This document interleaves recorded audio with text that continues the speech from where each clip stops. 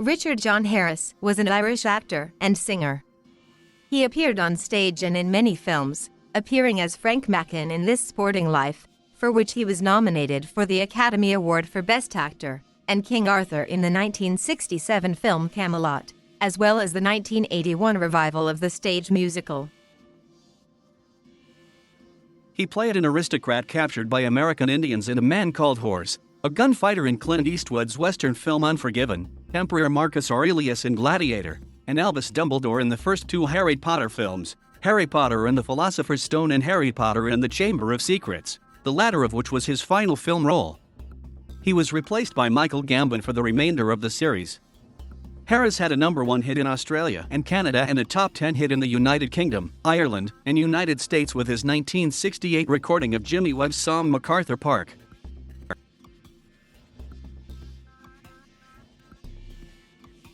He was schooled by the Jesuits at Crescent College. A talented rugby player, he appeared on several Munster Junior and Senior Cup teams for Crescent and played for Gary Owen. Harris's athletic career was cut short when he caught tuberculosis in his teens. He remained an ardent fan of the Munster rugby and young Munster teams until his death, attending many of their matches, and there are numerous stories of japes at rugby matches with actors and fellow rugby fans Peter O'Toole and Richard Burton. After recovering from tuberculosis, Harris moved to Great Britain, wanting to become a director. He could not find any suitable training courses, and enrolled in the London Academy of Music and Dramatic Art to learn acting. He had failed an audition at the Royal Academy of Dramatic Art and had been rejected by the Central School of Speech and Drama, because they felt he was too old at 24. While still a student, he rented the tiny off-West End Irving Theatre, and there directed his own production of Clifford Odets' play Winter Journey. After completing his studies at the Academy, he joined Joan Littlewood's theatre workshop. He began getting roles in West End theatre productions, starting with The Quare Fellow in 1956, a transfer from the theatre workshop. He spent nearly a decade in obscurity, learning his profession on stages throughout the UK.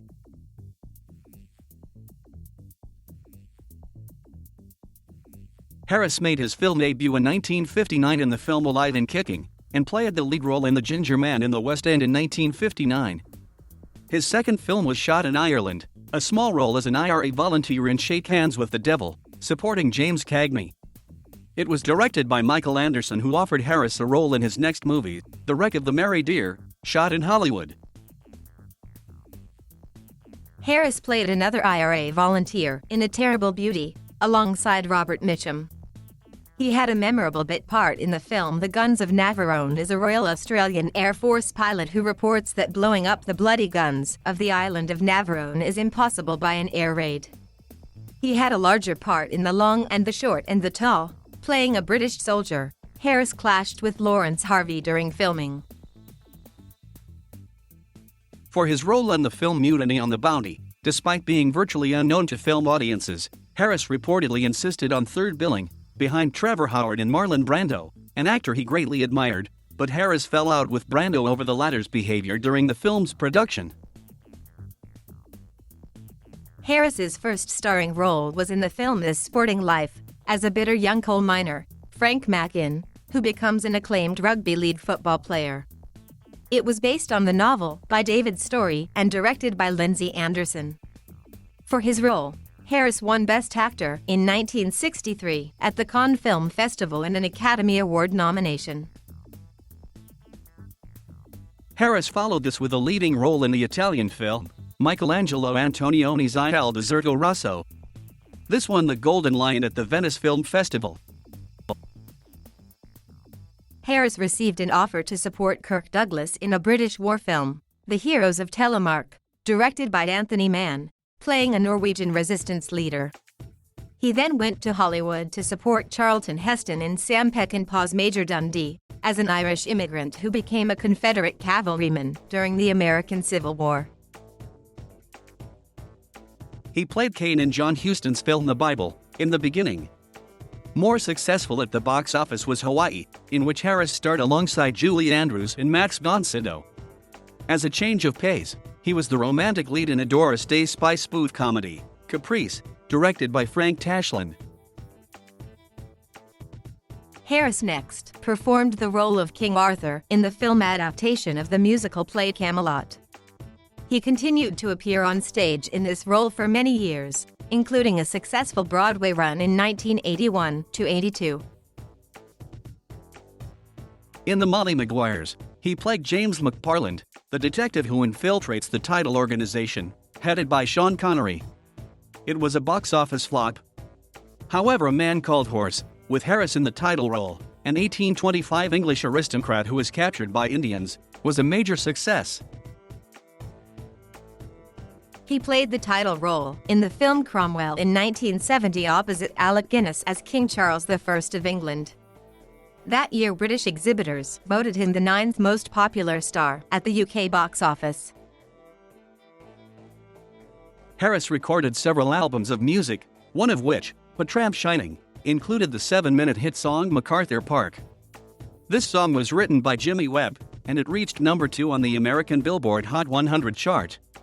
It also topped several music sales charts in Europe during the summer of 1968.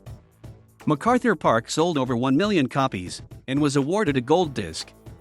A second album, also consisting entirely of music composed by Webb, The Yard Went On Forever, was released in 1969. In the 1973 TV special Burt Bacharach in Shangri-La, after singing Webb's Didn't We?, Harris tells Bacharach that since he was not a trained singer, he approached songs as an actor concerned with words and emotions, acting the song with the sort of honesty the song is trying to convey. Then he proceeds to sing If I Could Go Back, from the Lost Horizon soundtrack. In 1971, Harris starred in a BBC TV film adaptation, The Snow Goose, from a screenplay by Paul Gallico. It won a Golden Globe for Best Movie Made for TV and was nominated for both a BAFTA and an Emmy, and was shown in the US as part of the Hallmark Hall of Fame. He made his directorial debut with Bloomfield and starred in Man in the Wilderness, a revisionist western based on the Hugh Glass story. Harris starred in a western for Samuel Fuller, Riata, which stopped production several weeks into filming. The project was reassembled with a new director and cast, except for Harris, who returned, The Deadly Trackers. In 1973, Harris published a book of poetry, In the Membership of My Days, which was later reissued in part in an audio LP format, augmented by self-penned songs such as I Don't Know. Harris starred in 2 thrillers, 99 and 44/100% Dead, for John Frankenheimer, and Juggernaut, for Richard Lester. In Echoes of a Summer, he played the father of a young girl with a terminal illness. He had a cameo as Richard the Lionheart in Robin and Marian, for Lester, then was in The Return of a Man Called Horse.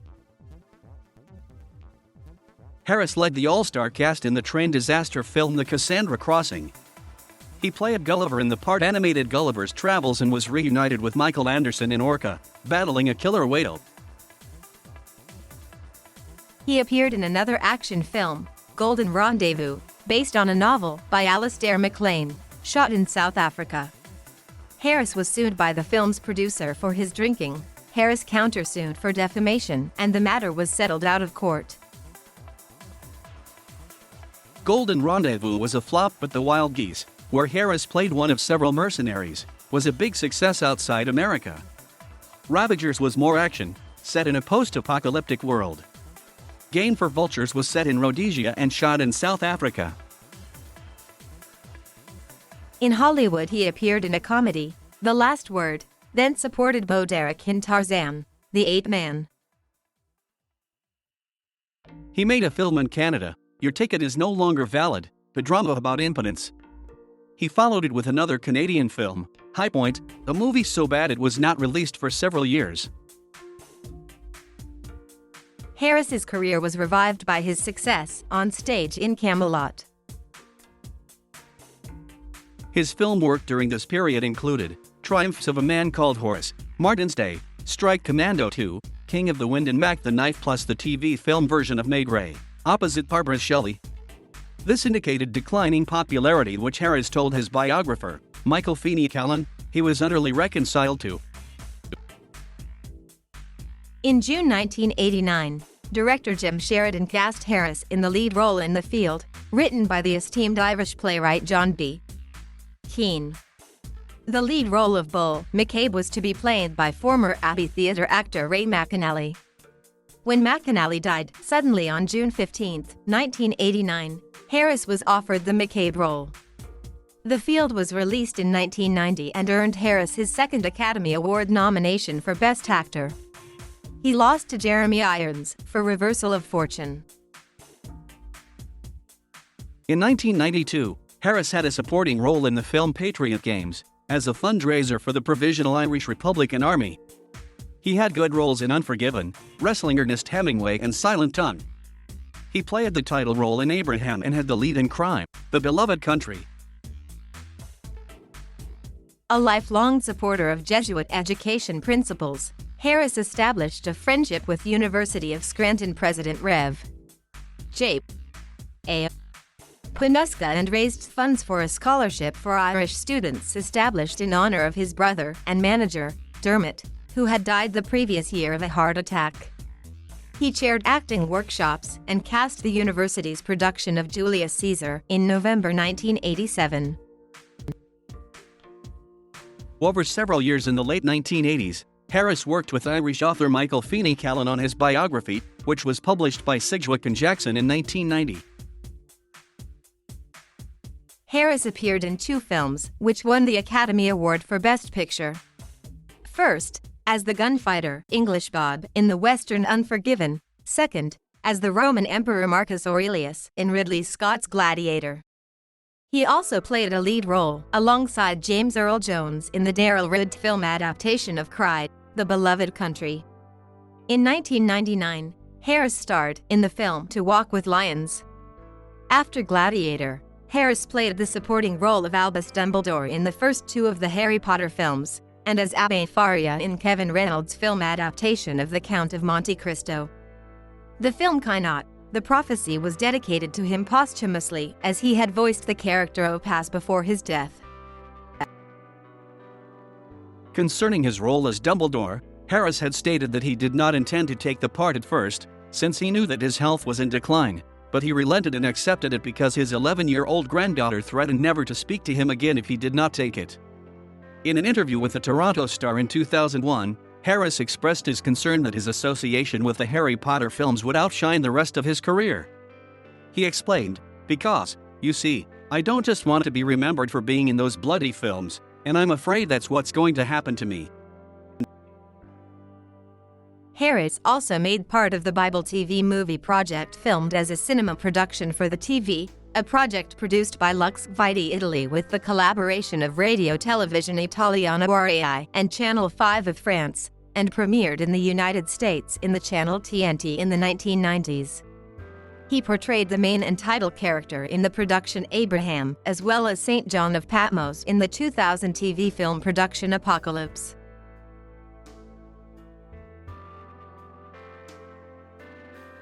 In 1957, Harris married Elizabeth Rees Williams, daughter of David Rees Williams, 1st Baron Ogmore.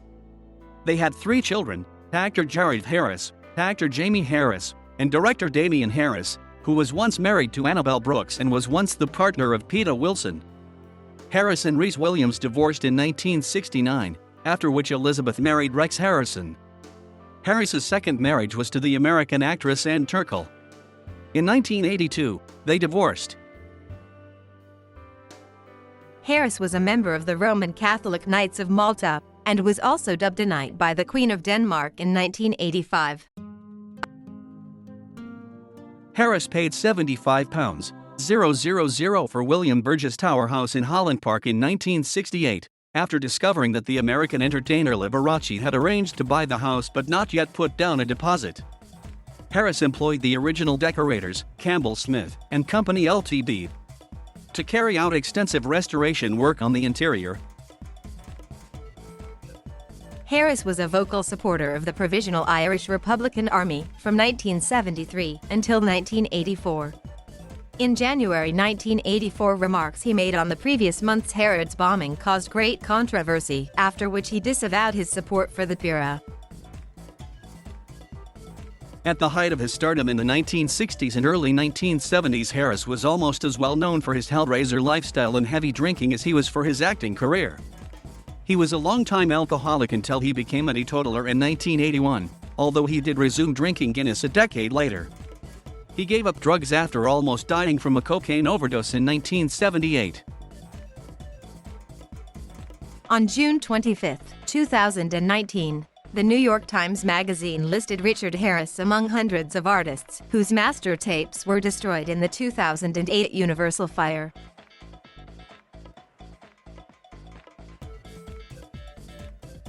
Harris was diagnosed with Hodgkin's disease in August 2002, reportedly after being hospitalized with pneumonia. He died at University College Hospital in Bloomsbury, London, on October 25, 2002, aged 72. He was survived by his three sons, Damien, Jared, and Jamie. He had fallen into a coma in his final 3 days. Harris's body was cremated, and his ashes were scattered in the Bahamas, where he had owned a home. Harris was a lifelong friend of actor Peter O'Toole, and his family reportedly hoped that O'Toole would replace Harris as Dumbledore in Harry Potter and the Prisoner of Azkaban. There were, however, worries of insuring O'Toole for the 6 remaining films in the series. Harris was ultimately replaced as Dumbledore by Irish-born actor Michael Gambon.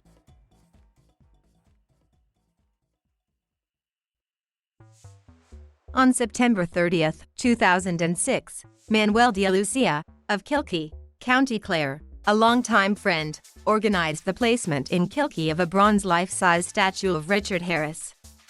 It shows Harris, at the age of 18, playing the sport of squash rackets. The sculptor was Seamus Connolly and the work was unveiled by Russell Crowe. Harris was an accomplished squash rackets player, winning the Tivoli Cup in Kilkee 4 years in a row from 1948 to 1951, a record unsurpassed to this day. Another life-size statue of Richard Harris, as King Arthur from his film, Camelot, has been erected in Bedford Road, in the center of his hometown of Limerick. The sculptor of this statue was the Irish sculptor Jim Connolly, a graduate of the Limerick School of Art and Design. At the 2009 BAFTAs, Mickey Rourke dedicated his Best Actor award to Harris, calling him a good friend and great actor. In 2013, Rob Gill and Zeg Moore founded the annual Richard Harris International Film Festival. The Richard Harris Film Festival is one of Ireland's fastest-growing film festivals. Growing from just 10 films in 2013 to screening over 115 films in 2017. Each year one of Harris's sons attends the annual festival in Limerick.